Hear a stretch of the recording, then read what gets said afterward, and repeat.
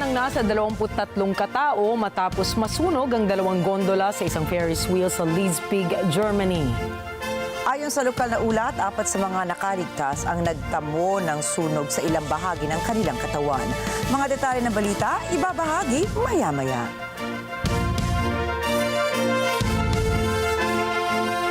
Magandang gabi. Ako po si Rikki Mathay. At ako si Rikki Alagao Flores. Ito ang mata ng Agila International para naman sa mga headlines ngayong Lunes ng gabi. China Coast Guard ships bumangga sa Philippine Coast Guard vessel sa Escoda Shoal.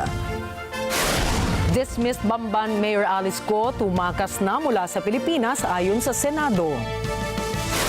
United States Secretary of State Antony Blinken nasa Tel Aviv para isulong ang Gaza ceasefire. Chicago naghahandang i-host ang U.S. Democratic National Convention. At EJ Obiena at Mondo Duplantis muli maghaharap sa Lausanne leg ng Diamond League.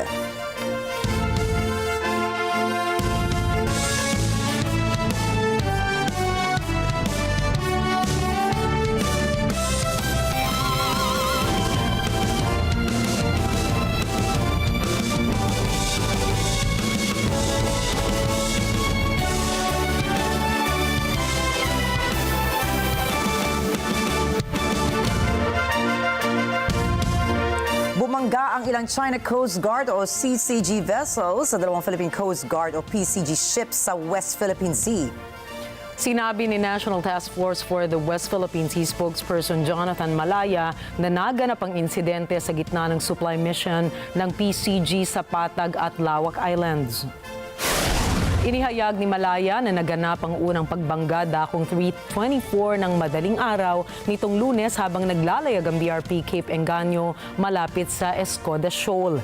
Nagdulot ng 5 pulgadang butas ang pagsalpok ng CCG vessel sa deck ng BRP Cape Engaño. Matapos ang ilang minuto ay dakong 3:40 a.m. ay naganap naman ang pangalawang pagbangga sa BRP Bagakay. 2 beses bumangga ang isa pang CCG vessel ayon sa tagapagsalita. Nagdulot naman ito ng minor structural damage sa 2 gilid ng barko ng Pilipinas. Giit ni Malaya kahit nagkaroon ng aberya sa supply mission ay naging matagumpay pa rin ang paghatid nito ng tulong sa mga tropang nagbabantay sa Patag at Lawak Islands. Nanawagan naman si Malaya na dapat sundin ang United Nations Convention on the Law of the Sea o UNCLOS at iba pang mahahalagang international laws para maiwasan ang anumang paglala ng tensyon sa rehiyon. The National Task Force West Philippine Sea urges restraint and adherence to the United Nations Convention on the Law of the Sea and other environmental laws, international laws, to prevent further escalations and ensure the safety of all vessels operating in the region. At kinumpirma na nga po ng Department of Health o DOH na nakapagtala na ito ng panibagong kaso ng monkeypox o mpox sa loob ng Pilipinas. Kahapon, inihayag ng ahensya ng isang 33 anyos sa lalaking Pinoy na walang kasaysayan na lumabas sa bansa. Subalit may malapit at matalik na pakikipag-ugnayan 3 linggo bago ang sintomas ay nagpositibo sa mpox. Sa salaysay ng DOH, nagsimula ang paglabas ng sintomas mahigit 1 linggo na ang nakalipas na nilalagnat ito. Pagkalipas ng 4 na araw ay natuklasan ang kakaibang pantal sa mukha, sa likod at iba pang bahagi ng kanyang katawan. Dinala ang pasyente sa isang ospital ng gobyerno kung saan kinukuha ang mga specimen mula sa mga sugat sa balat at sinuri sa pamamagitan ng PCR test. Ayon sa World Health Organization, kabilang sa mga sintomas ng mpox ay ang pagkakaroon ng skin rashes o mucosal lesions sa sinamahan ng lagnat, pananakit ng ulo, kalamnan, likuran, madaling pagkapagod at pamamaga ng mga lymph nodes. Ito na po ang pang-10 kaso ng mpox sa bansa kung saan ang pinakahuling kaso ay naitala noong December 2023. Binalaan naman ng Department of Foreign Affairs o DFA ang mga Pilipinong nasa Kenya na mag-ingat dahil sa patuloy na pagkalat ng mpox na isa ng global public health emergency. Hinimok ng ahensya ang ating mga kababayan sa Kenya na manatiling updated at tumalima sa mga hakbang upang maiwasang mahawahan ng sakit Kabilang rito ang pag-iwas muna sa mga taong may sintomas ng Mpox at palaging maglinis ng katawan o kaya ay maghugas ng mga kamay. Nauna nang idineklara ng Africa Centers for Disease Control ang Mpox bilang isang public health emergency of continental security. Sa gitna ng tumitinding bakbakan ng Israel at Hezbollah sa border ng Lebanon, hinikayat na po ng Department of Migrant Workers o DMW ang mga Pilipino doon na umuwi na ng Pilipinas. Anila, dapat nang i-repatriate ang mga Pilipinong nakatira sa Lebanon upang makaiwas sa anumang peligrong dulot ng digmaan. Sa ngayon, voluntary repatriation pa lamang ang ipinatutupad ng DMW para sa mga Pilipino doon, subalit nakikiusap na ang DMW sa mga Pinoy na naroroon na umuwi na habang bukas pa mga paliparan sa Lebanon. Ayon sa Overseas Workers Welfare Administration, 738 mga Pilipino pa lamang ang nagpahayag na uuwi na ng Pilipinas habang ang iba ay urong-sulong sa kanilang mga desisyon. Paliwanag naman ng Department of Foreign Affairs o DFA, ayaw umalis ng mga Pilipino sa Lebanon dahil wala pa silang naramdamang giyera at bombahan sa kanilang kinalalagyan. Subalit, hihingi ng repatriation ng mga ito kung napagtanto na nilang wala ng peace and order na mangyayari, kagaya na lamang ng sitwasyon sa Gaza. Batay sa huling datos ng DMW, may 12 mga Pilipino ang nakatira sa Lebanon. Samantala, niliwanag ng DFA na walang mga Pilipino nagtatrabaho o nakatira sa border ng Southern Lebanon kung saan nangyayari ang matinding girian ng Israel at Hezbollah. Ngunit pinaghahandaan na rin ng DMW ang posibilidad na itaas sa Alert Level 4 ang umiiral na Alert Level 3 ng Pilipinas para sa bansang Lebanon. Nakatakas palabas ng bansa si dismissed Bamban Mayor Alice Go ayon sa Senado. Ayon sa nakalap na impormasyon, noong buwan pa ng Hulyo nakalabas ng bansa si Go patungo sa Malaysia at saka tumuloy sa Singapore para makipagkita sa kanyang mga magulang na sina Lin Wenyi at Go Janzhong. Hindi raw ito nakita sa CCTV footage sa anumang paliparan palabas ng bansa. Posibleng tinulungan ito mismo ng mga taga-immigration o mga otoridad at idinaan sa hindi mahahagip ng CCTV. Hinala ng mga senador sumakay si Alice Go sa isang chartered flight. Giit ng mga mambabatas, dapat gawa ng paraan upang mapanagot si Go at sino mang opisyales na tumulong para makatakas ito. Kaya naman kinundena ng mga senador ang ginawang paglapastangan ni Go sa mga batas ng Pilipinas. Samantala, sinabi ni Senator Juan Miguel Zubiri, humingi na ng tulong ang bansa sa Malaysia hinggil sa flight details ni Go para matukoy kung ano ang sinakyang eroplano at sino ang posibleng tumulong sa kanya. Manifest.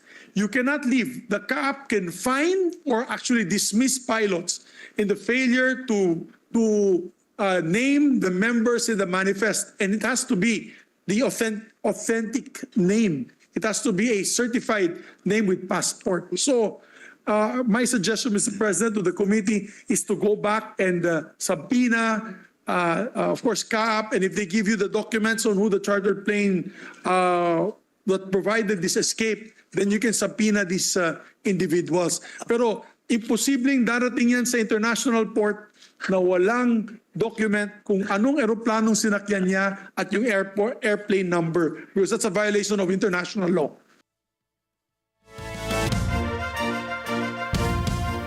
Sa iba pang balita, sinabi ng Philippine Institute of Volcanology and Seismology o PHIVOLCS na ang volcanic smog o VOG mula sa Taal Volcano ay naobserbahan sa nakalipas na 24 oras. Ayon sa PHIVOLCS, ang VOG ay binubuo ng sulfur dioxide gas at iba pang volcanic gases na humahalo sa atmospheric oxygen, moisture, dust at maging sa sikat ng araw. Ang ahensya ay nagbigay ng mga sumusunod na tips para proteksyonan ang sarili mula sa epekto ng VOG. Una sa lahat, limitahan ang exposure sa pamamagitan ng pag-iwas sa mga pinagmumulan ng volcanic gas at pagpapanatili sa loob at isara ang mga bintana at pintuan. Pagprotekta naman sa inyong mga sarili gamit ang isang N95 mask o gas mask, pag-inom na maraming tubig o pagpapatingin kaagad sa doktor kung kinakailangan. Ipinagbawal na po ng PHIVOLCS ang pagpasok sa Bulkang Taal dahil ito ay kasalukuyang permanenteng danger zone. Kabilang dito ang paglipad malapit sa bulkan. Sinabi ng Department of Environment and Natural Resources o DENR na ang pangunahing sanhi ng foggy atmosphere sa National Capital Region ngayong Lunes ay mula sa vehicular emission. Kinlaro nila na walang kinalaman ito sa volcanic smog or VOG na nanggagaling sa Taal Volcano. Ayon sa Pag-asa, umiihip ang direksyon ng hangin sa ibabaw mula sa timog silangang na naobserbahan sa pinakamalapit na istasyon ng ahensya. Ibig sabihin nito ay malayo sa Metro Manila ang direksyon ng hangin nagmumula sa Taal. Samantala, naitala ang kalidad ng hangin sa ilang lugar sa Metro Manila sa hindi malusog na antas. Gayunpaman, ang kalidad ng hangin ay nag-iiba sa oras at lugar at maaaring magbago anumang oras depende sa mga pinagmumula ng polusyon at meteorolohiko na mga kadahilanan. Asahan naman ng mga motorista ang big time na price hike sa presyo ng produktong petrolyo sa susunod na linggo. Batay sa advisory ng mga oil industry firms, itataas sila ang presyong kada litro ng gasolina at kerosene ng piso. 1.20 naman ang taas sa presyo ng kada litro ng diesel. Una na pong ipinahayag ng Oil Industry Management Bureau ng Department of Energy na dahil sa tumitinding geopolitical tensions sa Middle East at humihinang monetary policy sa Estados Unidos kung kaya't tumataas ang presyo ng langis sa pandaigdigang merkado. Susunod, Paitong Taran Sinawat formal nang nanumpa na bilang bagong Prime Minister ng Thailand. Prime Minister naman ng India planong bumisita sa Ukraine. At Israel nagsagawa na naman ng pagbobomba sa Gaza. Mga detalye ng mga balita sa pagbabalik na Mata ng Agila International.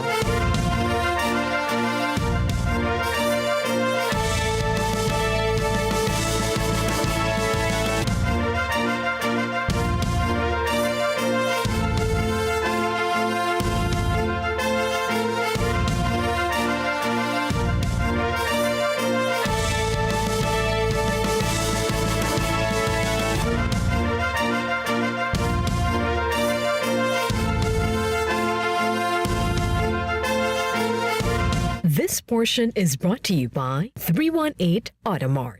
Why choose Supreme Pure Organic Barley? It is 100% pure organic barley straight from Australia. Certified super brands. The first alkaline-based barley in the Philippines. High pH level, 7.9 alkaline level, 68 micronutrients, non-acidic. It helps boost immune system, improves digestion, high in antioxidants, regulates blood sugar level and cholesterol. Waglang Basta Barley. Dapat alkaline-based Supreme Pure Organic Barley.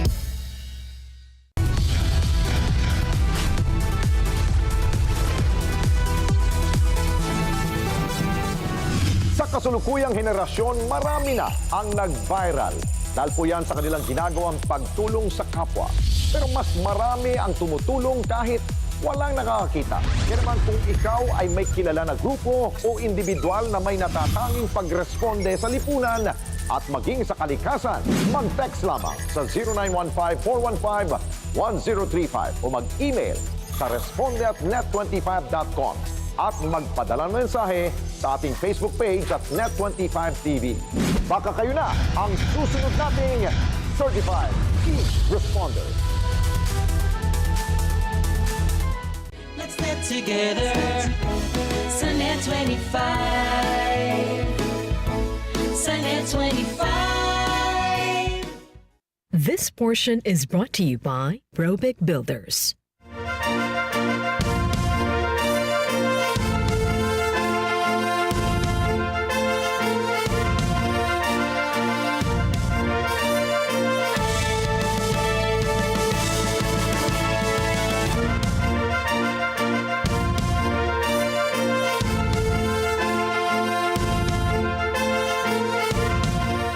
Mahigit sa 1 milyong doktor sa India ang nasa pambansang welga ngayon at nagpoprotesta sa mga kalsada.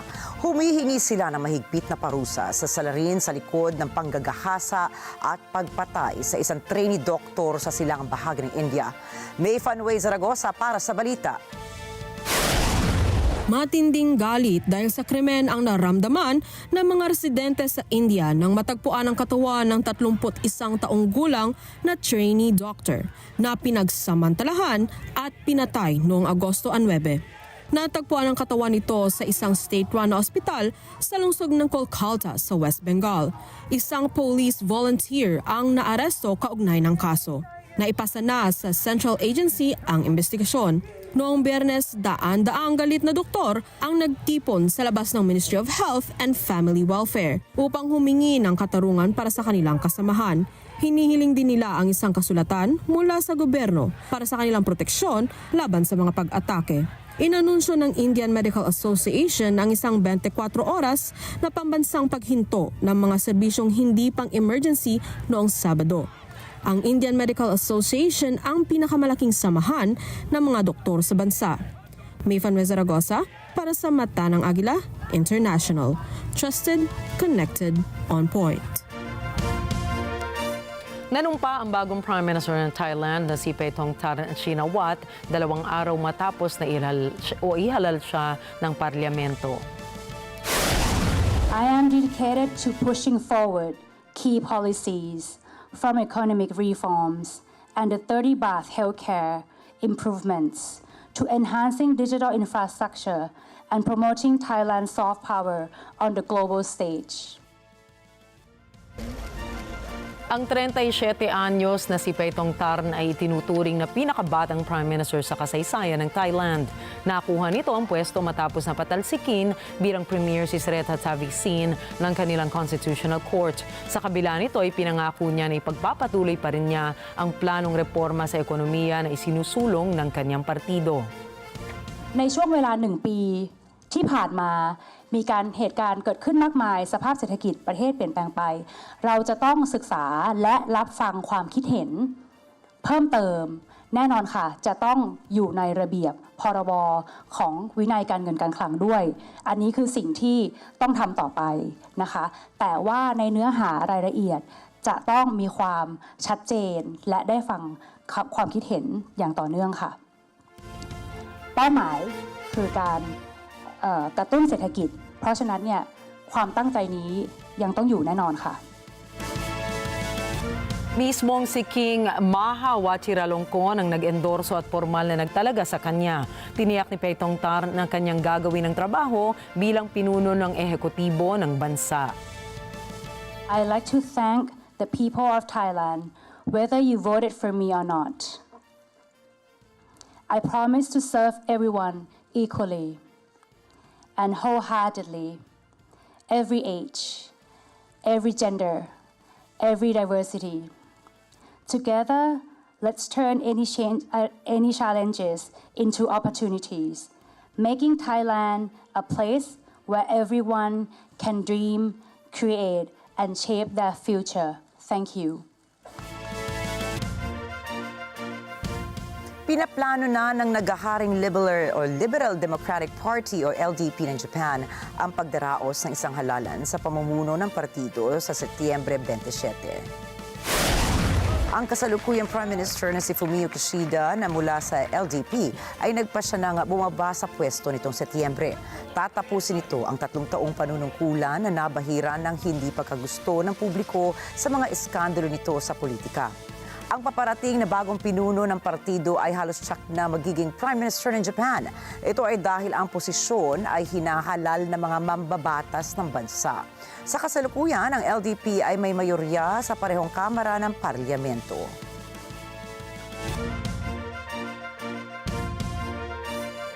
Muling pinagtibay ng mga lider ng South Korea, Japan at US ang kanilang pangako na magtulungan para sabay na tugunan ang mga kinakaharap na hamon sa rehiyon.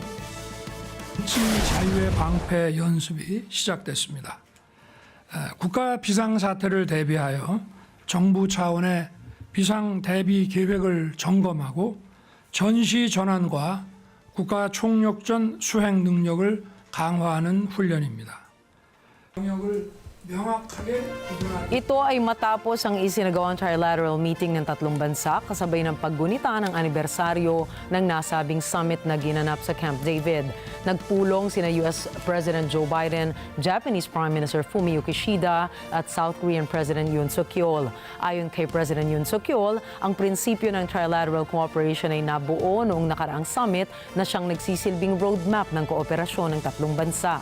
Nagkasundo ang tatlong lider na palakasin at palalimin pa ang military and economic cooperation. Nagkaisa rin ang tatlong lider na manindigan laban sa China hinggil sa pagpapalakas ng kanilang puwersa na nagdudulot ng banta sa seguridad at ang banta sa seguridad mula sa North Korea.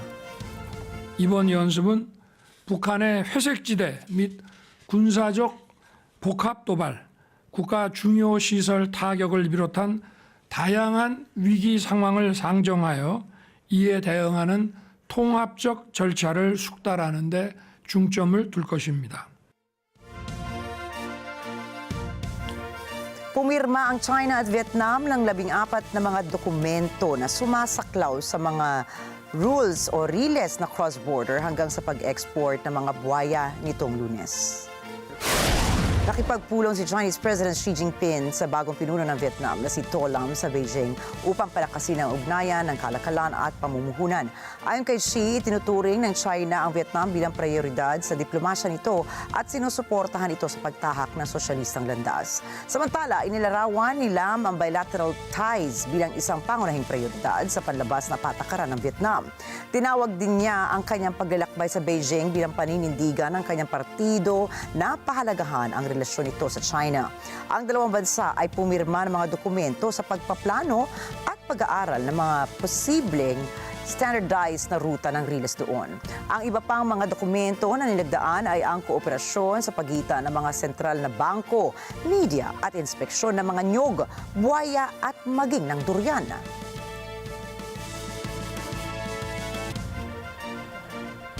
Nakatakda si Indian Prime Minister Narendra Modi na bumisita sa Ukraine na magiging unang pagpunta niya sa bansa mula nang magsimula ang digmaan. Sinabi ng Foreign Ministry ng India na bukod sa Kiev, bibisita rin si Prime Minister Modi sa Poland. Iniulat ng lokal na media na ang pagbisita sa dalawang bansa sa Europe ay tatagal mula Agosto 21 hanggang 23. Anya, ang pagbisita ni Modi sa Kiev ay upang makontrol ang pinsala na natanggap niya mula sa pagpupulong kasama si Putin sa Moscow. Umani ang pagbisita niya ng matinding batikos mula sa West at kay Ukrainian President Volodymyr Zelensky dahil sa pagkakasabay nito sa pag-atake sa isang children's hospital sa Kiev. Nakatuon ngayon ang pagpupulong ni Prime Minister Modi at Russian President Vladimir Putin sa pagpapalakas ng kalakalan at pakikipagtulungan ng dalawang bansa sa nuclear energy, medisina at iba pa. Inanunsyo ng Israel noong Sabado na binomba nila ang 40 targets sa gitnang bahagi ng Gaza Strip. Ito ay habang inangkin naman ng Hamas na napatay at nasugatan ng kanilang mga militante ang ilang sundalong Israeli sa katimugang Gaza. Michelle Verzonilla para sa report. Hindi bababa sa 17 Palestinians ang namatay dahil sa pinakahuling pambobomba ng Israel sa Gaza. Sinabi ng tagapagsalita ng Israel military na si Avikai Adrei na sinalakay ng mga eroplanong Israeli ang 40 teroristang target sa Gaza Strip sa nakalipas na ilang oras. Kabilang rito ang mga gusaling militar at mga imbaka ng armas. Sinabi ng Israel Defense Forces o IDF na ipagpapatuloy nila ang operasyon sa lungsod ng Rafah sa timog ng Gaza Strip. Sa nakalipas na 48 oras, pumatay ang hukbong Israeli ng 69 na katao at nakasakit ng 136 na iba pa. Ayon sa mga otoridad, nagdala ito ng kabuuang bilang ng mga namatay sa 40,074 at mga sugatan sa 92,537 mula nang sumiklab ang labanan sa pagitan ng Hamas at Israel noong unang bahagi ng Oktubre 2023. Michelle Verzonilla para sa mata ng Agila International, Trusted, Connected on Point. Ayon kay U.S. Secretary of State Anthony Blinken, ang pinakabagong diplomatic push ng kanyang bansa ay posibleng maging huling oportunidad na maisusulong ng mga negotiators ang Gaza ceasefire proposal sa pagitan ng dalawang kampo. This is a decisive moment, probably the best, maybe the last opportunity to get the hostages home, to get a ceasefire, and to put everyone on a better path to enduring peace and security. I'm here as part of an intensive diplomatic effort on President Biden's instructions to try to get this agreement to the line and ultimately over the line. It is time for it to get done. It's also time to make sure that no one takes any steps that could derail this process. And so we're working to make sure that there is no escalation, that there are no provocations, that there are no actions that in any way could move us away from getting this deal over the line, or, for that matter, escalating the conflict to other places and to greater intensity. I know this is a fraught moment in Israel, with deep concern about the possibility of attacks coming from Iran, coming from Hezbollah, and other sources. Ang pag-uusap ng mga bansang nagboluntaryong mamagitan sa Hamas at Israel ay nakatakdang magsimula ngayong linggo matapos nilang magpulong sa Doha, Qatar noong nakaraang linggo. Base naman sa mga nakaraang pag-uusap, ay nakahanda ang Estados Unidos gamitin ang kanilang diplomatic pressure upang umusad ang naturang negosasyon. Nabigo ang Qatar, Egypt at US na pagbatiin ng Hamas at Israel ukol sa plano para sa tigil putukan sa kanilang rehiyon. Dumarami ang panawagan ng mga bansa para sa pagpirma ng ceasefire deal. Kasunod ng banta ng Iran ay paghihiganti nila ang pagpaslang ng Israel kay Ismail Haniyeh, kasama na rin ang pangamba ng karamihan na kumalat ang gyera papunta sa mas malaking parte sa Middle East. The bottom line of it, people have to understand it starts with the refusal of Hamas to move forward. We are simply still very hopeful that we can move forward in the negotiations that are held by the mediators. And I want to thank the United States, Egypt, and Qatar for their efforts on behalf of this noble cause. There is no greater humanitarian objective and there's no greater humanitarian cause than bringing back our hostages home as they should have returned long ago. Sisimula ng Democratic National Committee o DNC ang convention ito sa Chicago sa Lunes, 19 ng Agosto upang ipagdiwang ang nominasyon ni Kamala Harris bilang kandidato ng partido para sa pagkapangulo. Si Bernhard Gonzaga para sa balita. Inaasahan na libo-libong tao ang gagalaw sa 4 na araw ng Democratic National Convention sa Chicago bilang pagpapakita ng suporta sa biglaang pag-angat ni Harris sa nominasyon. Ito ay matapos umatras sa laban si Pangulong Joe Biden. Ang Chicago ang ikatlong pinakamalaking lungsod sa US ayon sa populasyon.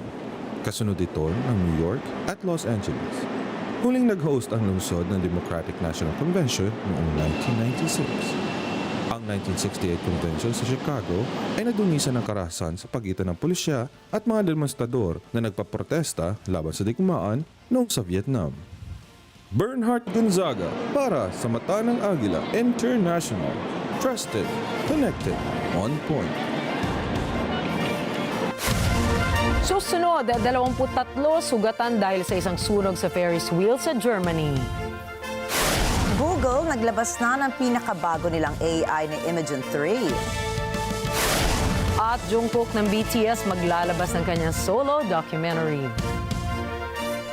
Yan at iba pang mga balita sa pagbabalik ng Mata ng Agila International.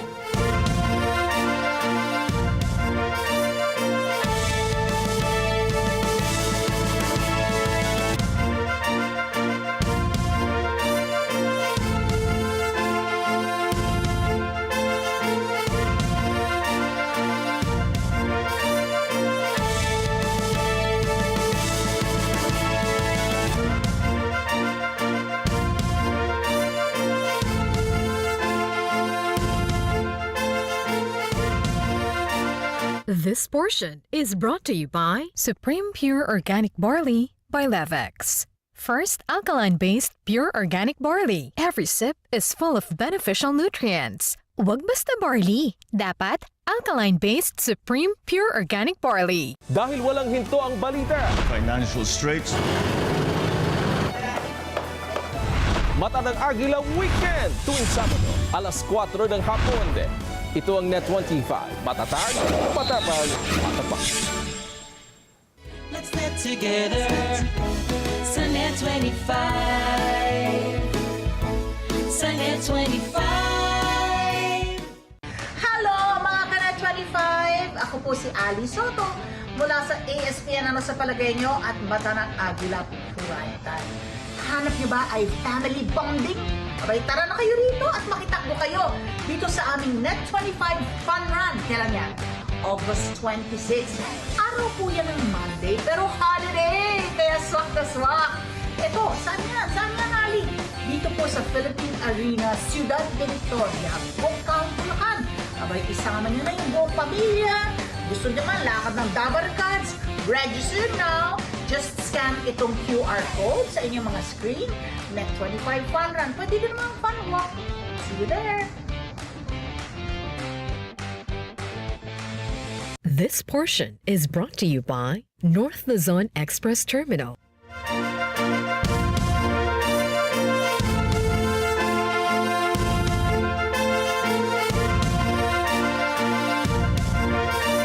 Sa isang clinical finding na inilathala ng Centers for Disease Control and Prevention na CDC noong taong 2018 ay may pagtatayang mahigit 1 milyong tao sa buong mundo ang nagkakasakit ng leptospirosis. 60,000 katao naman ang nasasawi taon-taon dahil sa sakit na ito. Ayon sa mga siyentipiko, seasonal ang sakit ng leptospirosis at karaniwan itong nararanasan ng mga bansang may tropical o subtropical climate. Ngunit dahil sa climate change at mga matitinding pagbaha na nararanasan ng maraming bansa, ang sakit na ito ay maaaring mangyari anuman ang klima sa isang taon. Sa Pilipinas ay mahigit 500 kaso ng leptospirosis ang naitala ng Department of Health o DOH sa National Kidney and Transplant Institute at San Lazaro Hospital. At ang bilang na ito ay naitala lamang nitong nakalipas na 6 na araw nitong Agosto. Sinabi ng DOH na inaasahan pa nila na lalong lolobo ang bilang ng lepto cases ng bansa dahil na rin sa bahang dulot ng hagupit ng bagyong Karina at Habagat. Gaya ng maraming sakit, ang leptospirosis ay isang blood infection na dulot ng bacteria na Leptospira. Karaniwan itong makukuha sa maruming tubig na kontaminado ng ihi ng mga infected animals katulad na lang ng daga. Kung ang isang taong may sugat ay lulusong sa baha halimbawa, ay posibleng pumasok sa loob ng kanyang katawan ng bacteria na Leptospira. Maaari ring magka-impeksyon ang isang individual na lumulusong sa baha at napasukan ng maruming tubig sa kanyang bibig o kaya ay sa mata. Magkakaroon na ng sintomas ng sakit na leptospirosis sa loob ng 5 hanggang 14 na araw, ngunit ang incubation period nito ay 2 hanggang 30 araw. Ayon sa CDC, karamihan sa mga impeksyon ay asymptomatic. Ang isang taong na-expose sa Leptospira ay nakararanas ng mataas na lagnat, pananakit ng ulo at mga kasukasuan, ubo, meningitis, diarrhea at iba pa. Samantala, ang isang pasyente naman na may acute severe form ng leptospirosis ay naninilaw ang balat at mga mata. Apektado na rin kasi ang kidney ng pasyente, kaya kinakailangan din ito ng dialysis.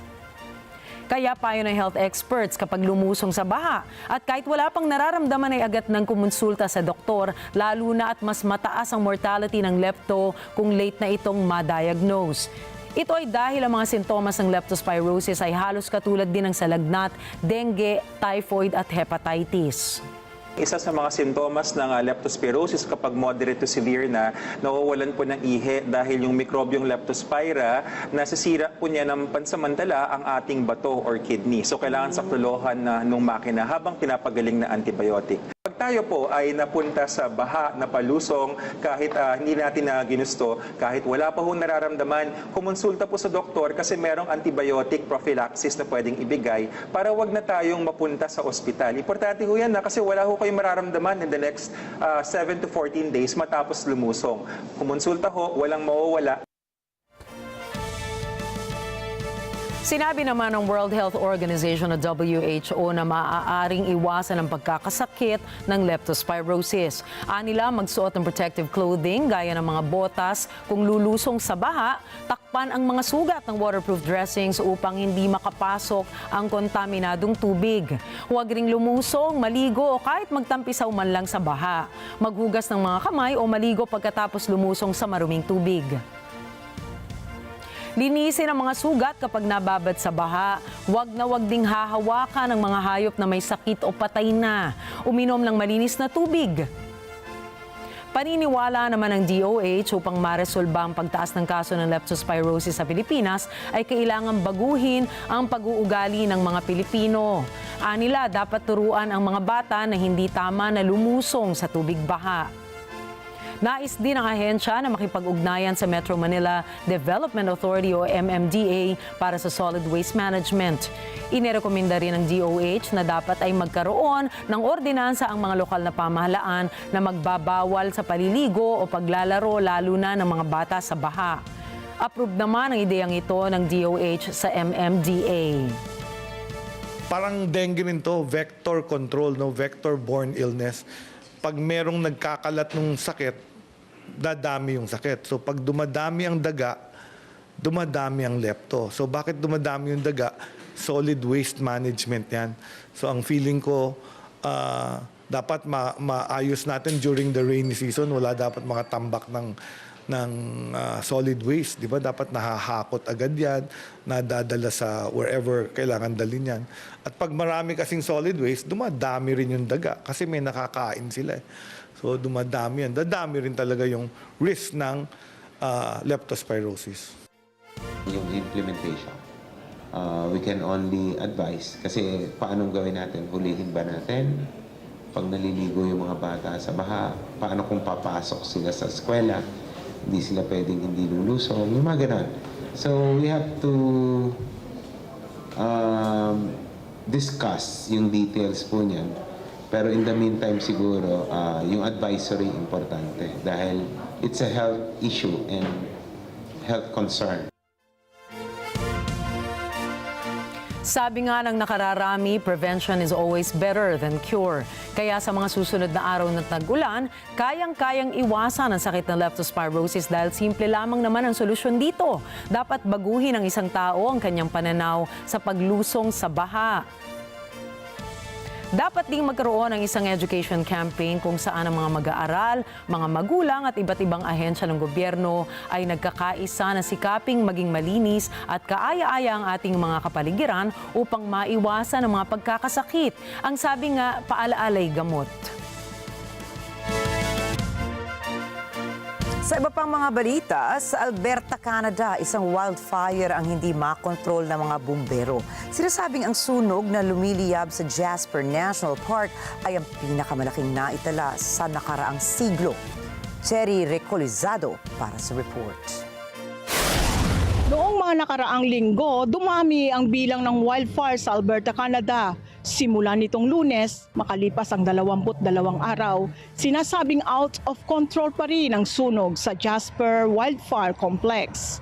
Pinapaalala namin sa mga nanonood na ang mga susunod na imahe ay sensitibo. Ayon sa mga opisyal ng Parks Canada, ito ang pinakamalaking wildfire na naitalang nangyari sa Jasper National Park sa nakalipas na 100 taon. 76,000 ektarya ng lupain ang nasunog. Base sa Premier ng Alberta, mahigit kalahati ng mga nakatayong gusali sa Jasper ay nawasak sa apoy. Ngayong linggo, 60 bumbero at support staff galing Costa Rica ang dumating para tumulong. Dagdag dito, inalis na ang fire ban sa Southern Alberta. Ngunit hindi ibig sabihin na wala ng panganib na dala ito sa publiko. 67% ng wildfire sa Alberta ay kagagawan ng mga tao. Sa ngayon, 115 na ang aktibong wildfire sa Alberta. Cherry Recolizado, Toronto, Ontario, para sa mata ng Agila International. Trusted, connected, on point. Sugatan ang nasa 23 katao matapos masunog ang 2 gondola sa isang Ferris wheel sa Leipzig, Germany. Ayon sa lokal na ulat, 4 sa mga nakaligtas ang nagtamo ng sunog sa ilang bahagi ng katawan. May isa naman na nasaktan matapos mahulog mula sa Ferris wheel. Dinala naman ang isang first responder at 4 na pulis sa pagamutan para sa atensyong medikal dahil sa smoke inhalation. Nagsimula naman ang isang criminal investigation ng pulisya sa naging sanhi ng sunog sa Ferris wheel. Dahil sa hindi matapos-tapos at mas lumalalang labanan sa pagitan ng Hamas at Israel, maraming mga may sakit doon ang hindi na nakapagpagamot. Kasama na rito ang mga kidney patients na lubhang nahihirapan dahil sa kawalan ng mga gamot at kakulangan ng medical equipment. Si Kathleen Gao para sa report. Inilarawan ng mga pasyente ng kidney disease sa Gaza kung gaano kahirap ang kanilang pinagdaraanan dulot ng giyera ng Israel at Hamas. Para kay Asma Labad, kinailangan niyang lumakad papunta sa crossing para makapagpagamot. Subalit dahil sinarhan ito, kung hindi wala, kulang ang tinatanggap niyang dialysis treatment. At dahil dito, lalong lumalala ang kanyang kalagayan. يعني أنا نازحة في جامعة الأقصى هناك الوضع كتير سيء لما بدي أوصل لهنا بدي أمشي مسافة طويلة والمواصلات كتير صعبة والمشكلة إن أنا ما بقدر أمشي منيح بصير يعني بصعوبة بمشي بس لازم عشان أصل هنا. كنت أنا مسجلة تحويلة إني أسافر بس ما سكر المعبر وما طلعش اسمي في هذا سكر المعبر.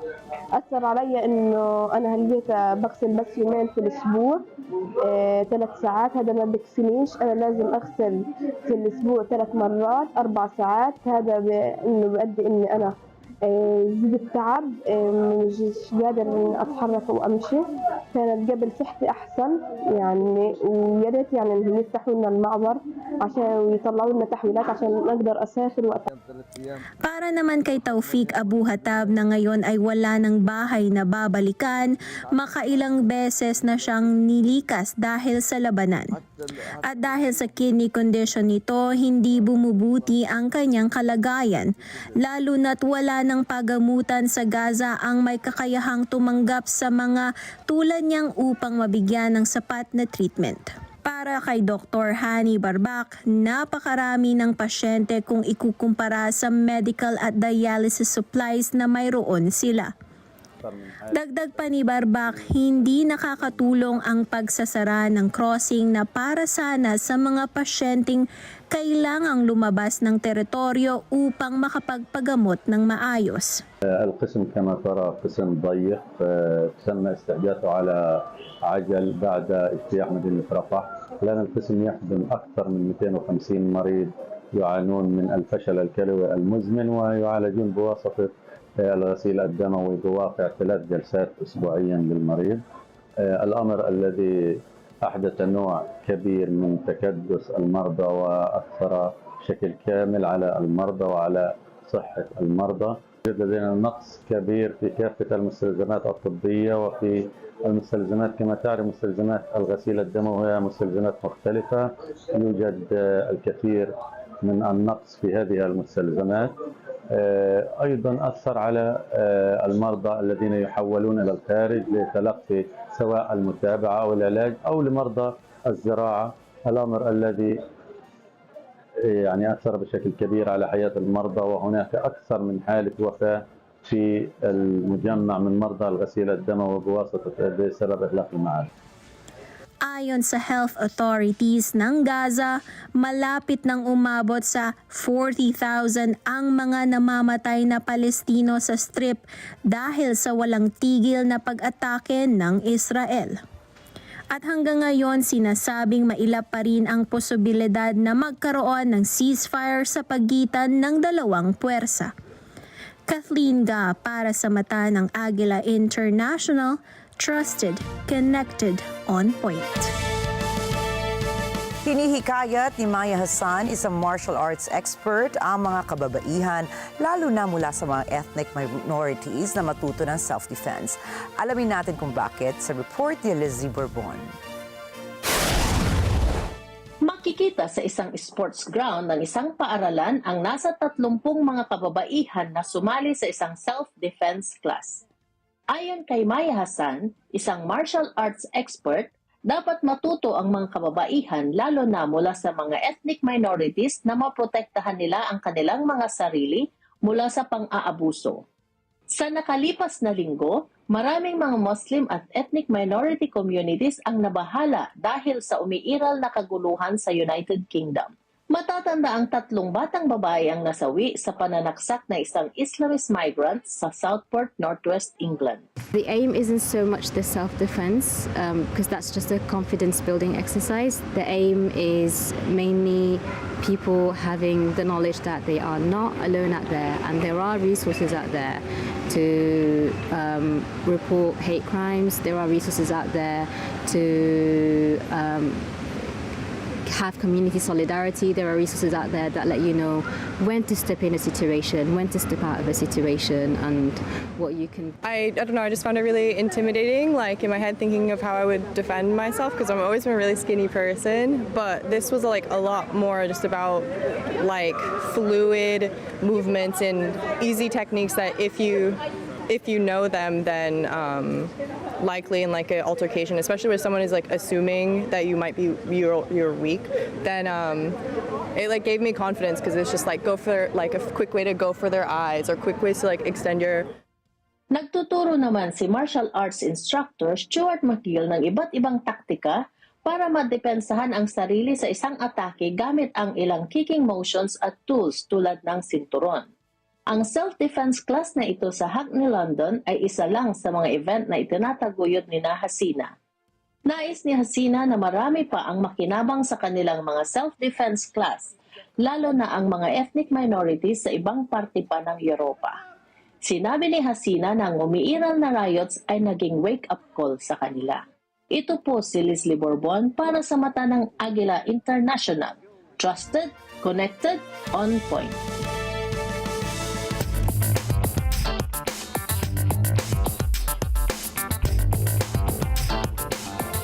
Sa Argentina, ramdam ng mga pamilya ang pinakamataas na taunang inflation rate sa mundo.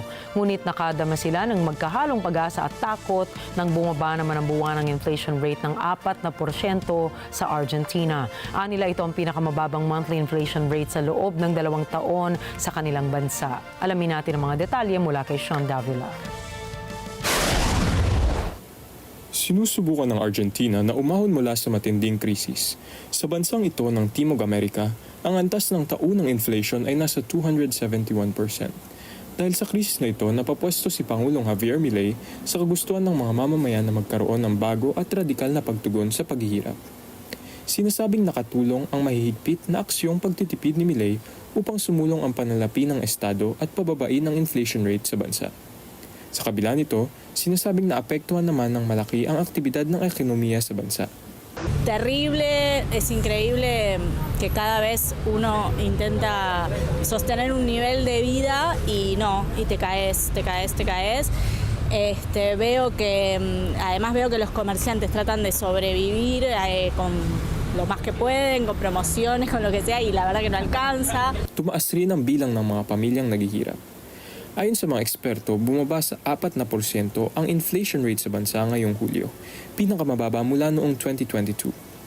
Subalit marami pa ring mga mamamayan ang nagsasabing hindi pa rin nila kayang tustusan ang pangailangan ng kanilang pamilya kahit na bumaba ang inflation. Ayon sa isang report ng UNICEF ngayong linggo, kalahati sa populasyon ng Argentina ay namumuhay sa kahirapan, kabilang dito ang 7 milyong kabataan. Sean Davila para sa mata ng Agila International, trusted, connected, on point.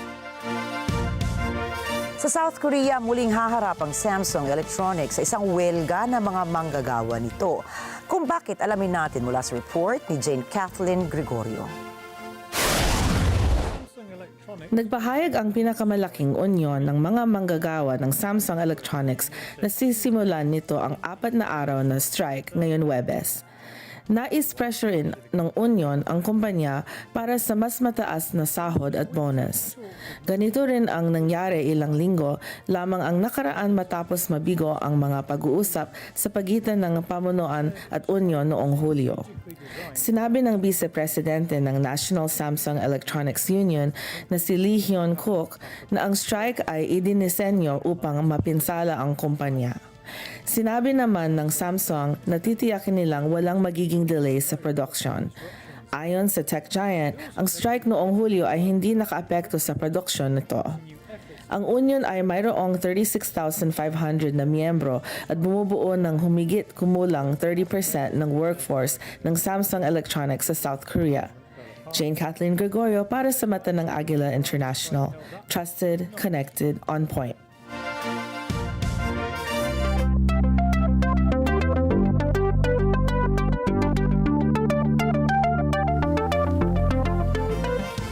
Inilabas na ng Google ang latest version ng sarili nitong artificial intelligence o AI text-to-image generator na Imagen 3. Ayon sa kumpanya, kaya ng Imagen 3 na makalikha ng detalyadong mga imahe batay sa binigay ng prompt ng user.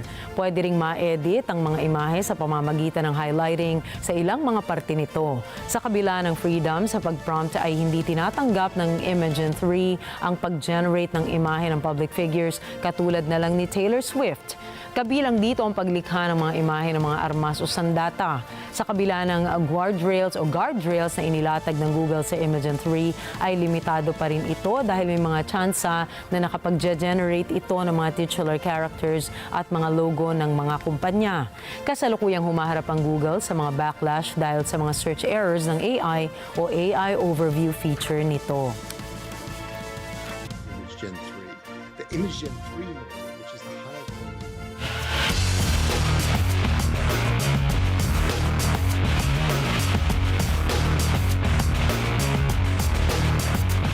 Muli po maghaharap si world number 3 pole vaulter AJ Obiena at Olympic gold medalist Mondo Duplantis sa Luzon legged of the Diamond League ngayong Miyerkules. Makakalaban din ni EJ sina Olympic silver medalist Sam Kendricks ng Estados Unidos at maging ang bronze medalist na si Emmanuel Caralis ng bansang Grace. Matatandaang determinado ang pambato ng Pilipinas na bumawi sa kanyang mga pagtalon para muling iangat ang kanyang world rankings sa pole vault.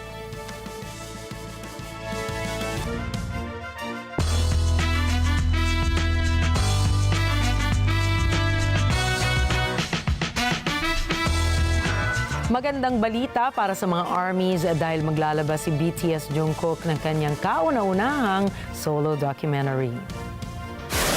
Nakatakdang ipalabas sa mga sinehan sa September 18 ang kanyang documentary film na Jungkook, I Am Still.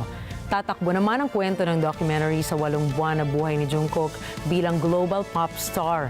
Kasama rito ang pagmamahal niya sa mundo ng musika, pati na rin labis na suporta ng armies na BTS. Makikita rin sa documentary ang naging paghahanda niya sa pagbuo ng first solo album niya na Golden, pati na rin ang mga natatanging behind-the-scene video ng kanyang mga performances. Samantala, matagumpay namang minahal ng kanyang mga fans ang kanyang debut solo single na 7 mula sa album na Golden.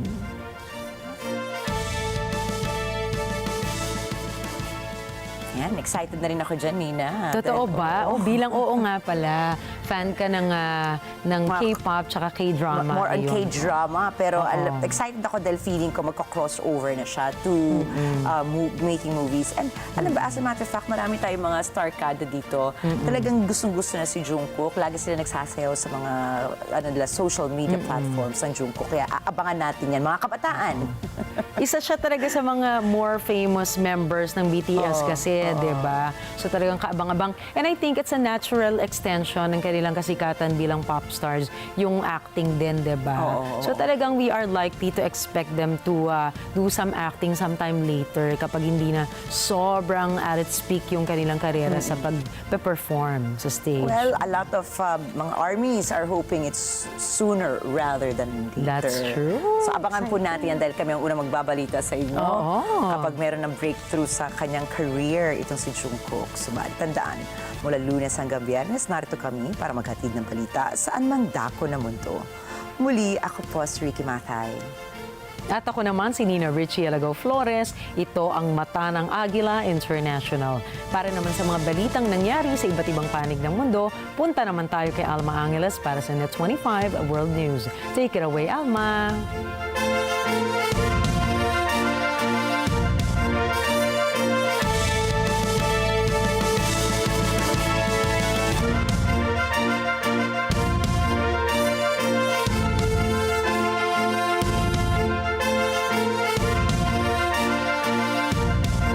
Thank you, Nina and Rikki. Good evening, everyone. I'm Alma Angeles, and you're watching Net 25 World News. On tonight's headlines, the Philippines has detected a new case of the Mpox virus, the first since December last year. So ito ay na-detect last August 18. Ito ay case ng isang 33 taong lalaki, Pilipino siya, wala siyang travel history. And the Philippines and China accused each other of ramming vessels and performing dangerous maneuvers in the South China Sea, the latest flare-up after the two nations had agreed to try to ease tensions and manage disagreements at sea. The National Task Force West Philippine Sea urges restraint and adherence to the United Nations Convention on the Law of the Sea and other environmental laws, international laws, to prevent further escalations and ensure the safety of all vessels operating in the region. Also tonight, the top U.S. diplomat is visiting Israel to push for a ceasefire deal. This is a decisive moment, probably the best, maybe the last opportunity to get the hostages home. The news starts now.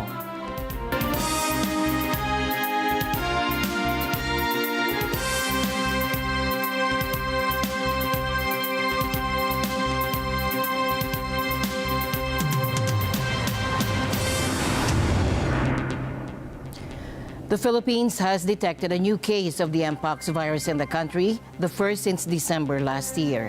Health officials are closely monitoring the situation as the global health community remains on alert due to a resurgence of the virus.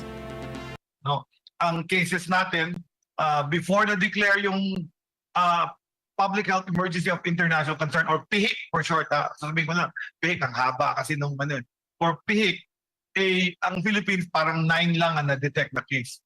Pero last week, nakadetect po tayo ng isang case ng Mpox. So ito yung pansampu in the Philippines since December of 2023. At ito yung una since the declaration of the Public Health Emergency of International Concern. So ito ay na-detect last August 18.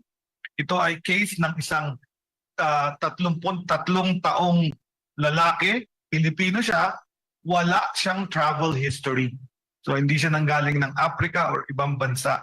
So that means at may close and intimate contact siya before the symptoms started. And the symptoms started more than a week ago. Started with fever, itong mga simptomas ng Mpox, at 4 days later, nakita yung distinct rash sa kanyang face, back, buttock, trunk, sa dibdib at abdomen, sa groin, sa palms and soles of the feet. Nakita ang pasyente sa isang government hospital at na-collect yung specimens. And hindi namin ma-announce at that time, suspect case pa lang siya last week. But of course, lumabas na yung PCR result na ginawa po sa RITM. And the PCR results came back as positive for monkeypox viral DNA. Ano ba ang common symptoms ng Mpox? Mpox it commonly presents with a skin rash or lesion sa mucosa or lining ng mga bunganga at bibig and can last for 2 to 4 weeks. The rashes are accompanied by fever, headache, muscle pain, back pain, low energy or fatigue, and swollen lymph nodes or kulani. Anyone can get Mpox. Ang transmission po ng Mpox ay through close contact or intimate contact. So, kasama yan mga ganun. So, anyone who is infectious, pwede niya makontaminate. Ang isa pang learning natin since na-present itong disease na to ay pwedeng makontaminate sa materials like clothes and utensils of infected individuals. Pero soap and water will kill the virus. So very important yung pag-handling ng materials. So yun ang gusto naming i-present ngayon, na lahat ng magkakaroon ng simptomas na di-describe natin, ay sana magpatingin sa doktor para kung sila ay kailangan i-test, yung doktor nagdi-decide kung kailangan sila ng i-test for Mpox or not. And then if ma-confirm, usually mga 4 na araw ang results, 3 to 4 days ang result ng PCR test na ginagawa. So we can avoid Mpox. Mpox is transmitted through close, intimate contact, and also the materials used by people. So tawag namin doon fomite transmission. Yung hinawakan at ginamit ng individual pwedeng makahawa. So very important kung kayo magkakaroon ng aalagaan sa bahay na nag-isolate, dapat mag-gloves or yung damit niya ilagay sa sabon. Hindi naman kailangan laban by hand. Ilagay na lang siya sa soap with the soap and water. Sir, face mask po inire-recommenda rin? Hindi naman kailangan. Actually, hand washing ang mas importante. Kung nakahawak kayo ng tao or gamit ng taong may Mpox, yung intimate contact kasi nga. So hand washing will kill the bacteria. The Philippines and China accuse each other of ramming vessels and performing dangerous maneuvers in the South China Sea. The latest flare-up after the two nations had agreed to try to ease tensions and manage disagreements at sea. China's Coast Guard said in a statement a Philippine vessel which had ignored its repeated warnings deliberately collided with a Chinese vessel in an unprofessional and dangerous manner in the disputed waterway early today. The Philippines, meanwhile, disputed Beijing's account and accused it of imposing its version of facts. Philippine Coast Guard vessels BRP Bagakay, MRRV 4410, and BRP Cape Enhanyo, MRRV 4411, encountered unlawful and aggressive maneuvers from Chinese Coast Guard vessels while en route to Patag and Lawak Islands in the West Philippine Sea. These dangerous maneuvers resulted in collision, causing structural damage to both Coast Guard vessels. Despite these incidents, both Philippine Coast Guard vessels remain committed to and shall proceed with their mission of delivering essential supplies to personnel stationed on Patag and Lawak Islands. The Philippine Coast Guard stands firm in its responsibility to ensure the safety and security of our maritime domain while addressing any and all threats to our national interests. The National Task Force West Philippine Sea urges restraint and adherence to the United Nations Convention on the Law of the Sea and other environmental laws, international laws, to prevent further escalations and ensure the safety of all vessels operating in the region. Sabina Shoal is in the Spratly Islands, which are claimed by China, the Philippines, Taiwan, and Vietnam. And this week, high-stakes meetings aimed at securing a ceasefire in Gaza are underway. U.S. Secretary of State Antony Blinken returned to Israel today and is scheduled to meet with Prime Minister Benjamin Netanyahu before proceeding to Cairo on Tuesday. A ceasefire cannot come soon enough as Israeli strikes on Gaza have claimed the lives of at least 29 more people in just the past day. One such strike was captured on camera showing a man and a child running for cover as two missiles struck an apartment building in Nerat, central Gaza. In a separate incident nearby, a man pulled 3 lifeless, shrapnel-scarred girls from the back of his car after their tent was hit in the Al-Azi camp, an area that the Israeli military has repeatedly designated as a safe zone. Tragedy also struck in central Deir al-Bala, where a mother and her 6 children were killed in a strike on their home. 5 of the children were quintuplets. A poignant image shows a single body bag bearing 6 names, underscoring the profound loss inflicted upon this one family. As the death toll rises and the humanitarian crisis deepens, all eyes turn to Cairo, where ceasefire talks are set to reconvene this week. The international community is hopeful that these negotiations will bring an end to the escalating violence and restore peace to the region. This is a decisive moment, probably the best, maybe the last opportunity to get the hostages home, to get a ceasefire, and to put everyone on a better path to enduring peace and security. I'm here as part of an intensive diplomatic effort on President Biden's instructions to try to get this agreement to the line and ultimately over the line. It is time for it to get done.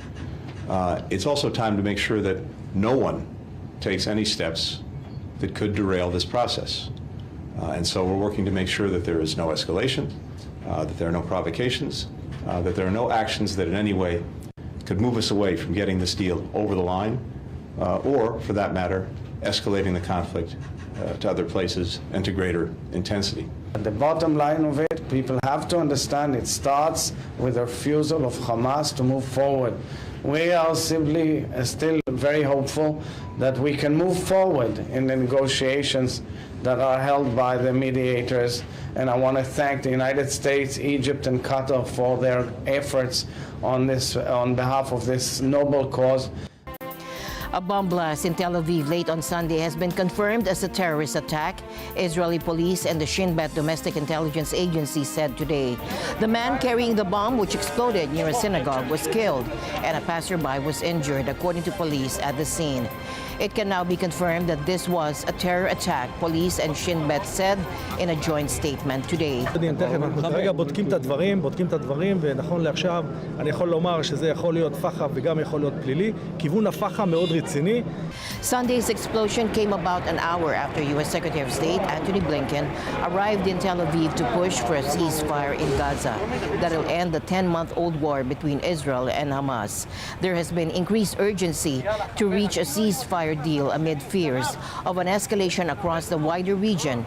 Iran has threatened to retaliate against Israel after the assassination of Hamas leader Ismail Haniyeh in Tehran on July 31. U.S. Vice President and Democratic presidential nominee Kamala Harris, alongside her running mate Tim Walz, made a whirlwind trip through Pennsylvania. During their bus tour, they met with supporters, visited a fire station, and spoke to a high school football team. Harris emphasized unity amid political division and called for a Gaza ceasefire and a deal to return hostages. Thomas I. Likeness for more. When asked by reporters whether she thought Israeli Prime Minister Benjamin Netanyahu is ready for a ceasefire, Harris replied, I will not speak for him, but I will tell you that these conversations are ongoing and we are not giving up. And we are going to continue to work very hard on this. We got to get a ceasefire and we got to get those hostages out. Diplomatic efforts to halt the Israel-Hamas conflict and secure a deal to return hostages held in Gaza have intensified in recent days. During a stump speech at one of the stops, Harris drew a contrast between herself and her Republican rival Donald Trump, implying Trump is a coward. This campaign is about a recognition that, frankly, over the last several years, there's been this kind of perversion that has taken place, I think, which is to suggest that the measure of the strength of a leader is based on who you beat down, when what we know is the real and true measure of the strength of a leader is based on who you lift up. That's what we see as strength. We know what strength looks like. That's what strength looks like. Anybody who's about beating down other people is a coward. Trump held a rally in the state a day earlier, and he spent much of his time hurling insults at Harris. Have you heard her laugh?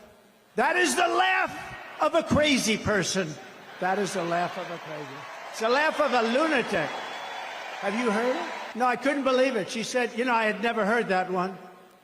They said, no, her biggest advantage is that she's a beautiful woman. I'm going, huh. I never thought of that. I'm better looking than she is. Meanwhile, speaking to a local high school football team in Pennsylvania, Harris's running mate Tim Walz put on his coach's hat, and he gave the team a pep talk about getting involved in politics. What I fear most is that young people turn away from it rather than turning into it. Politics isn't that much different than this. It's about something bigger than themselves. It's about setting a future goal and trying to reach it. It's about doing it with dignity and hard work. It's about doing it with humility, and when you lose, you walk across the field and you shake hands with the other team and know they played hard too. While a high school football coach, Walz took a losing team and turned them into state champions, something that he says was harder than running for office. Harris and Walz are now in Chicago for the opening of the Democratic National Convention, which runs until Thursday. There will be protests in the city near the convention venue. Pro-Palestinian demonstrators began their protests on Sunday ahead of the gathering, and their message? To end the genocide in Gaza and the siege on Gaza, and we need an arms embargo on Israel to, completely stop sending weapons, stop sending aid to Israel. That is the first step of a ceasefire. Some 40,000 protesters are expected to gather today to demonstrate against the Biden administration's position on Israel. Tonight, delegates will hear from President Joe Biden as he gives a farewell address. Harris speaks to the convention on Thursday. Thomas I. Likeness, Net 25 World News. As the Democrats begin to meet today. Now, who is lined up to speak? Will President Biden be there? What other big names can delegates expect to hear from, Thomas? Well, Elma, Biden will definitely be there. He gives the opening address tonight, and it will be bittersweet. As you recall, the 81-year-old president stepped aside after a disastrous debate performance in June to make way for Kamala Harris. And tonight, he'll be passing the baton to Harris, and the Democratic Party becomes hers. But he'll be feeling the love and respect of the Democrats in attendance, not only because he stepped aside for a stronger candidate, but also for the years of service, decades in fact, the achievements that he's had in that decades-long political career. Now, also taking to the stage this week will be former Democratic presidents Bill Clinton and Barack Obama. And, rumors are circulating on social media that Taylor Swift might even make a surprise appearance. No word on that from her people yet. But, Swift has never shied away from political causes. In the past, she's supported campaigns to boost voter registration, and in 2020, she endorsed the Biden-Harris ticket. Beyoncé is another unknown. She's given Harris permission to use her music in the campaign, but nothing has been said so far about a possible convention appearance by Beyoncé at the Democratic National Convention. Alma? Now, you mentioned that tens of thousands of protesters are expected to demonstrate in Chicago as the convention is underway. Will this take some of the shine off the event? Well, Elma, there will be a variety of activists protesting about a variety of causes, but they're not allowed near the convention venue. They can't protest right outside the United Center where the convention is taking place. A speaker stage is being set up at a park which is about a block away from the United Center, and the city says it is prepared. It says police are working with the Secret Service, and security will be tight. Streets around the venue will be closed. And officials say they have zero tolerance for bad actors, people who vandalize the city or who are violent. Well, they face arrest.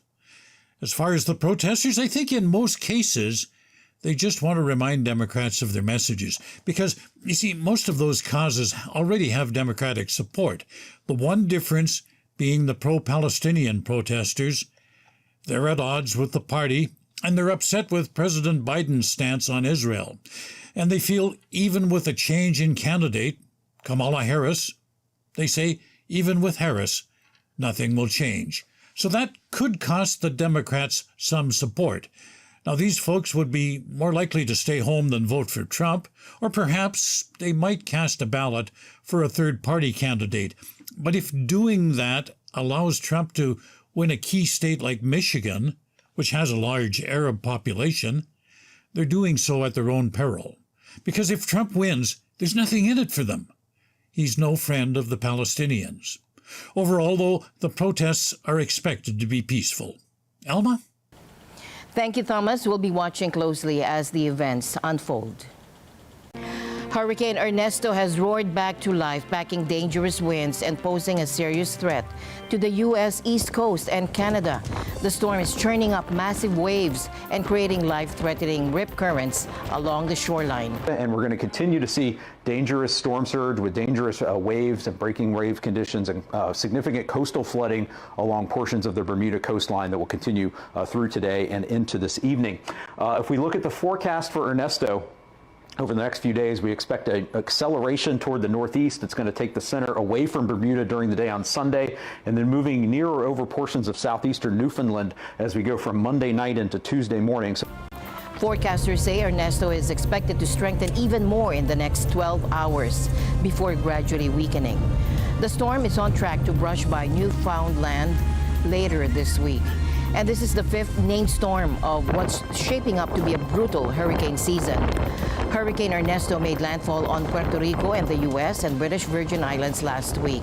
The Caribbean islands' main power supplier, Luma Energy, said more than 725,000 homes and businesses lost electric service after the heavy rainfall. The Cat 1 storm then moved to Bermuda, knocking out power, downing trees, and flooding parts of the island on Saturday. But officials have said the British Island territory seemed to have escaped any major damage. A massive wildfire is raging out of control in Alberta, Canada. Fire officials are calling it the largest blaze recorded in Jasper National Park in a century. Yolanda Aspiras has the latest details. In the last few weeks, Alberta, Canada saw a tragic spread of wildfires. As of this Monday, 22 days later, the fires in the Jasper Wildfire Complex is still classified as out of control. We would like to give our audience a reminder that the following images might be disturbing. According to Parks Canada officials, this was the largest wildfire recorded in Jasper National Park in the last 100 years, with 79,000 acres of land burned. According to the Alberta Premier, up to 50% of the buildings in Jasper had been destroyed by the flames. I'm one of the fortunate ones that seems to still have a house, but there's a lot of people in this town that have completely lost everything. And so we're ready to come back and, get our lives together, but also to help the whole community. I am at my laundry, where it used to be, at least, if you could see behind me. Yeah, we it's can all see a bunch of, it's a pile of rubble right now. This week, 90 firefighters and support staff from Costa Rica have arrived to help the firefighting response. Also this week, the fire ban has been lifted in southern Alberta, but that doesn't mean the risk to the public is gone. 67% of wildfires in Alberta are started by people. As of this report, there are 115 active wildfires in Alberta. Yolanda Aspiras, Toronto, Ontario, for Net25 World News. Panic erupted at a music festival in Leipzig, Germany on Saturday night as a Ferris wheel burst into flames, injuring at least 30 people. The terrifying incident left 2 people in critical condition, while others suffered burns, smoke inhalation, and injuries from falling. Now, Mark Castillo has more of the details. This dramatic footage shows flames shooting from the amusement park ride. The blaze broke out about 9 o'clock Saturday evening in an empty cabin on the wheel and spread to a neighboring cabin. Es hat gequalmt. Ein Kumpel meint, das riecht ein bisschen auffällig nach Getriebe. Und danach stand eigentlich alles schon in Flammen. Ride operators reversed the direction of the wheel to keep the burning cabins at the top of the ride. Firefighters managed to extinguish the blaze. Cause of the fire is not known. Ja, kurz nach 21 Uhr wurde die Polizei darüber informiert, dass Gondeln des Riesenrades des Festivals hier Highfield Festival brennen sollen. Der Brand wurde inzwischen gelöscht. Was wir jetzt nach aktuellem Stand wissen, ist, dass es 4 brandverletzte Personen gibt und eine Person mit Sturzverletzungen. Zudem haben Ersthelfende, worunter auch Polizeibeamte zählen, und weitere Insassen der Gondeln Kontakt mit Rauch gehabt, die jetzt auch medizinisch versorgt wurden. und werden jetzt allesamt in Krankenhäuser verbrannt. About 30,000 people had attended the music event, which continued while firefighters battled the flames. Mark Castillo for Net25 World News.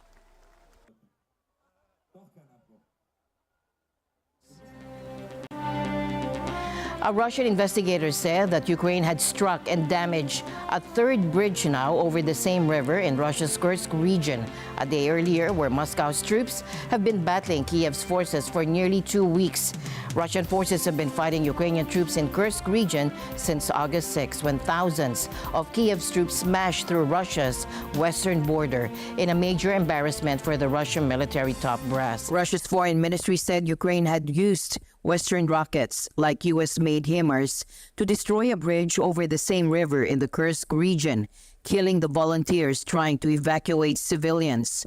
Maria Zakharova, spokeswoman for the Russian Foreign Ministry, said, for the first time, the Kursk region was hit by Western-made rocket launchers, probably American HIMARS, and as a result of the attack on the bridge over the same river in the Glushkovo district, it was completely destroyed, and volunteers who were assisting the evacuation civilian population were killed. Russia's defense ministry, cited by the Interfax news agency, said that Russian forces repelled several Ukrainian attacks in the Kursk region, but did not report recapturing any territory.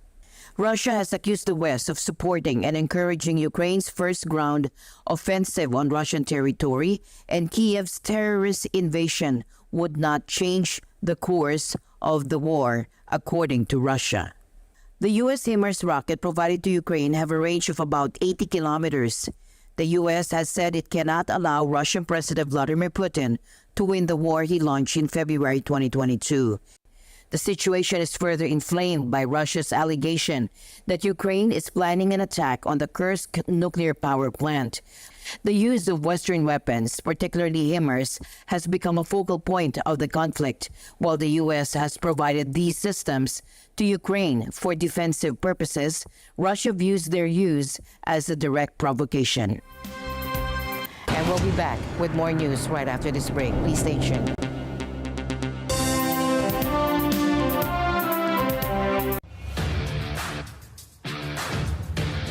Whether you're a seasoned athlete or a runner for fun, the Net25 Family Fun Run is for you. With the following run categories: 1K, 3K, 5K, and 10K. Everyone has a reason to run. Simply scan the QR code to secure your spot, and you're done. See you at the Philippine Arena Complex this August 26, 2024. Let's run together with Net25.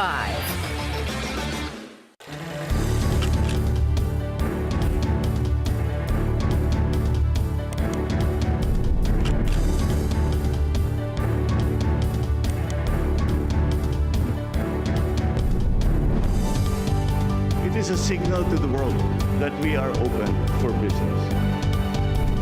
Open for Business with Cesar Vallejos. Every Sunday, 9 p.m. May kakaiba talaga sa'yo. Love life ba? Marami nang nakakapansin na nagbago na si Doc Andy. Hindi ka na dapat nagpupunta pa rito kung di naman kailangan. Busy kaming lahat. Di tuloy mapakali si Sam. Medyo nagugulahan din ako sa kanya lately. Iba kasi ang ikinikilos niya. Ganun ba? At pati ang parents ni Andy, makikisali na. Dapat mag-asawa ka na. Sa tingin ko, mabuting babae naman si Sam. Kung family background at personal record, mas bagay kayong dalawa. Oath of Love. Weeknights, 8:30 p.m. on Net25. Let's net together sa Net25. Sa Net25. Nasaan man kayong parte ng Pilipinas, pupuntahan namin kayo. Sa Lunes, nandyan kami sa Barangay Santa Ana, Taytay, Rizal. Sa Martes, makikigulo tayo sa Barangay Cabuco, 13 Martires, Cavite. Sa Miyerkules, abangan kami sa Barangay Pente, Kaunlaran Village, Caloocan City. Sa Huwebes, nasa barangay 150, Bagong Barrio, Caloocan City tayo. Kita-kita po tayo mga kabarangay at sama-sama tayong magsaya dito lamang sa LTE Love, Tony Pet, and everything! Love, Tony Pet, and everything! Ang Pinoy na may diskarte, let's live together sa Net 25.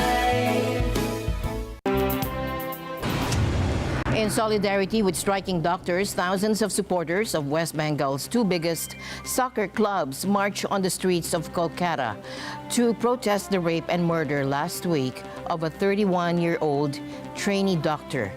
Supporters of soccer clubs East Bengal and Mohan Bagan marched next to the Salt Lake Stadium, chanting slogans demanding justice for the murdered doctor.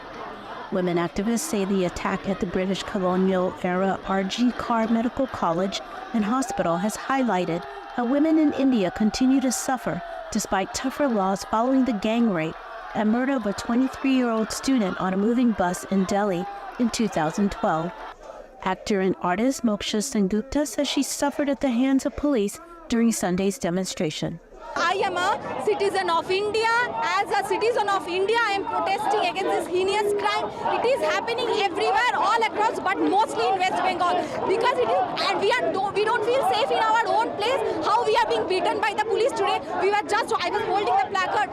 We were beaten by the police. It is not acceptable. We want justice, whatever, however it is. Enough is enough, sir. We are protesting against that heinous crime so that the actual criminals are arrested and the actual criminals get punishment. We are protesting for that only. क्योंकि सारे वर्ल्ड का जो बाहर में जो भी हुआ है हमारा दोस्त कोई दोस्त है उसने सब हम तो बोला है सब मेरा लड़का लड़की का सामान है जो आदमी इसको प्रोटेस्ट कर रहा है हम सब उसके साथ हैं. There was a heavy police presence outside Kolkata's RG Kar Medical College where the woman was killed while the hospital premises were deserted. Dr. Indranil Saha says something has to be done to make it safer for people working in healthcare. On Saturday, medical professions staged a 24-hour strike, turning away all patients except for emergency cases. The government says it will set up a committee to suggest measures to improve protection for healthcare professionals. The Indian Medical Association says it will study the government offer. Arlene Ocampo for Net 25 World News. And finally in our news, a rare blue supermoon, the first for the year, lit up the skies on Monday evening in Sydney, Australia. Take a look. Now, the moon shone bright above the Sydney Opera House despite being partially obscured by clouds. The moon is considered a supermoon when it reaches the closest point to Earth in its orbit, making it look much larger from Earth.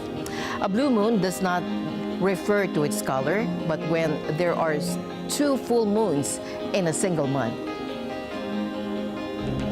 Beautiful. And that's it for tonight's broadcast. For everyone here on Net 25, I'm Alma Angeles. Thank you all for joining us. Good night.